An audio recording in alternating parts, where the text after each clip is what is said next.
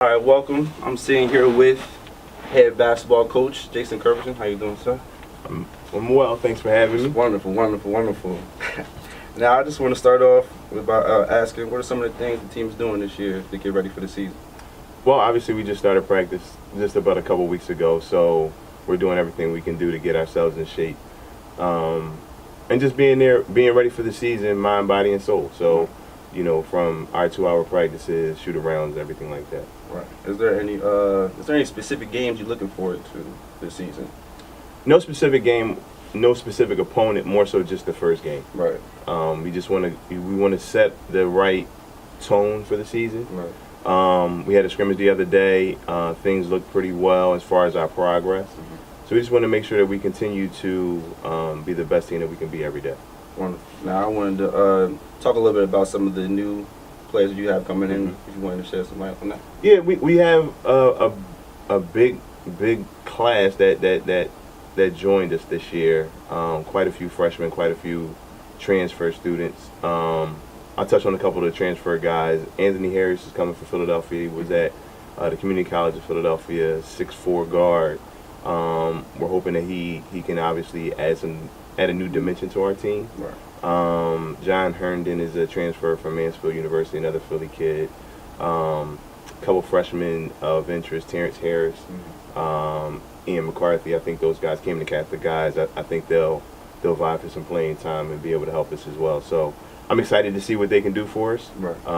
and see if they can make a good first impression to the NJ. Right. Now, I know with college basketball, sometimes the academic side gets lost to players when they're just focused on doing basketball alone. So we want to talk about the academic aspect that the team has taken to make sure that the players is up to date with their classwork along with playing basketball. Yeah, I mean, obviously there's challenges with being a student athlete, period. Right? So just the basketball side of it alone is almost its own full-time job. Right. But obviously what you're here to do is to be a student first and foremost. And we try to make sure that we stay up to date and stay current with all their assignments and things like that.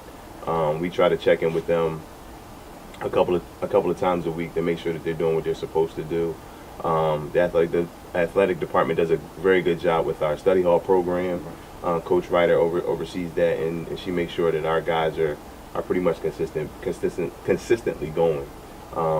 So I think our guys are getting a well-rounded experience being here at Rutgers-Camden. If you don't mind me asking, that was the bond. Like, how's everybody meshing together on Good. the team? I think it's going very well. I would say this year's team has probably had, since I've been here, the most guys that are actually living on campus, and I think that helps a lot with the bonding aspect of it. In the past we've had teams that have been made up of more commuter students, and that makes it a challenge in terms of building that bond, building those relationships, because a lot of times the only time you would see teammates would be during that 2-hour practice.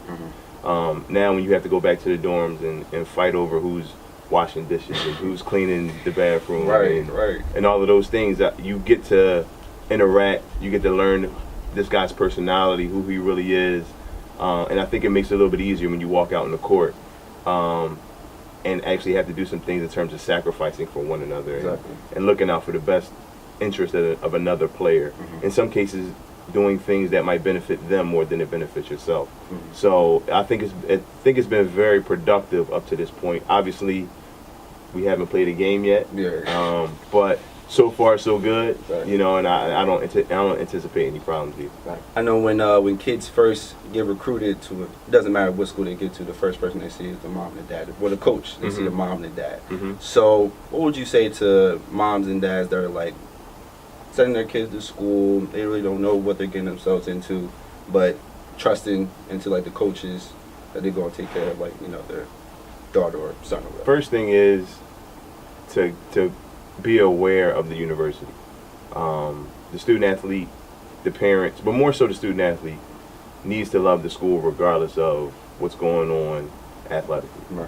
So you want to make sure that academically it's a good institution, that they're going to get a good degree, that the money they're putting out is a good investment for their child. Do they actually like the school? Do they like the location? Do they like the social aspects That's what's going on. Are they going to be challenged academically? So my first thing would be take the sport out of it. Right. The next part of it, now when you put the sport back in, who is that coach? What vibe are you getting from them? Are they nurturing? Are they someone that really has your child's best interest at heart? Or is it they're just using your child to get some wins and then, push them through? Right. I think those are the things that I would say initially you need to kind of look into. I know it's not always easy. Mm-hmm. If you're looking for a place where your son or daughter is going to play a lot of minutes, I would do my research. How many freshmen, how many sophomores, how many juniors are in the program, right. how many people they're bringing in, how many people they're bringing in at that position, and obviously get your son or daughter to be familiar with all of those people that are on campus. Friend them on social media, and all of those things, so you might be able to get a deeper understanding of who that coach really is, and maybe that might give you that insight that you're looking for. Now, it's all about you, Coach. You talked about the team and all that. What inspired you to first start coaching? I had always said if I couldn't play professionally, I wanted to coach. All right. Just like most younger siblings, I had an older sibling, my brother. He played college basketball. I played college basketball. Mm-hmm. He coached when he finished. On the side, he did some high school coaching. Mm-hmm. When I graduated, I started off doing some coaching. Yeah. But really what it was that it was something that was in my blood that I just couldn't get out. Right. And I guess it's an addiction. It's a healthy addiction, but it's an addiction Yeah. that I just couldn't shake. Right. And I think the most important thing of it was I was able to help people. Mm-hmm. I was able to help young men who came from all different types of backgrounds, who had all different types of challenges. Mm-hmm. And at the end of the day, I believe that this is what our job is to help young men become productive men in society, so they can hopefully better their situation, their family situations, the community situations, and maybe society in general as well. So for us to be able to pour our time and energy and effort into these young men to be better men through using basketball as that right. vehicle, it makes it easy. Easy. All right. Now, I've seen you play before, but give me a quick rundown of your career, like as a player in basketball. That was it wasn't that long ago. Right. I see you get I'm not that old. Though. I was okay. Right. Nothing spectacular. Played at Millersville University Division II school. I was all right. Came through a very, very good time of Philadelphia basketball. Mm-hmm. So yeah, it was a really good experience, and it allows me to be able to draw back on those experiences to help the guys now. So to understand how it feels to be in certain scenarios as a player, whether you're playing a lot of minutes, not being successful on the court, not having struggles, trying to find a way to be productive and help the team move forward. Right. I can draw back on that experience. Or a guy who's actually having a lot of success on the court, but being able to also make sure that impacts the team in a way that it helps us be successful. Right. So where you don't get away from the things that the team needs you to do. You know what I mean? So, it was fun playing, but this new challenge is even a little bit tougher. Right. You know what I mean? So, yeah, I had a good time when I played back in Philadelphia way back when. Do you have any favorite moments when you were a player or when you were a coach? It's a really good question. I think I'll say this. This will be the politically correct answer. Anytime my guys graduate, right, it's a memorable moment. Definitely. It's definitely a proud thing, and the days that they're able to go graduate. Now that I'm seeing guys out of school, post graduation, 3, 4, 5 years, right, come back, doing something successful.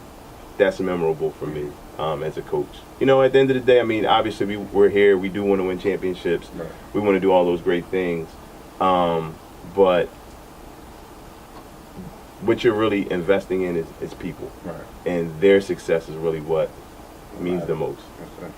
All right. And I just wanted to touch on that, what you said previously, using basketball as a vehicle. How important is using basketball to get, because sometimes, people not all going to go to the NBA or overseas. So how important is it to use basketball as a vehicle to be able to get to other opportunities that you didn't even know that they were out there? before you start playing basketball? I think it's essential. I mean, because there's outside of my religious beliefs, outside of my family, basketball's probably been the biggest influence in my life. Right. And I'm hoping that my guys have that same experience, Right. where they can learn these things from failures to success, everything in terms of how you deal with those moments in your life. Right.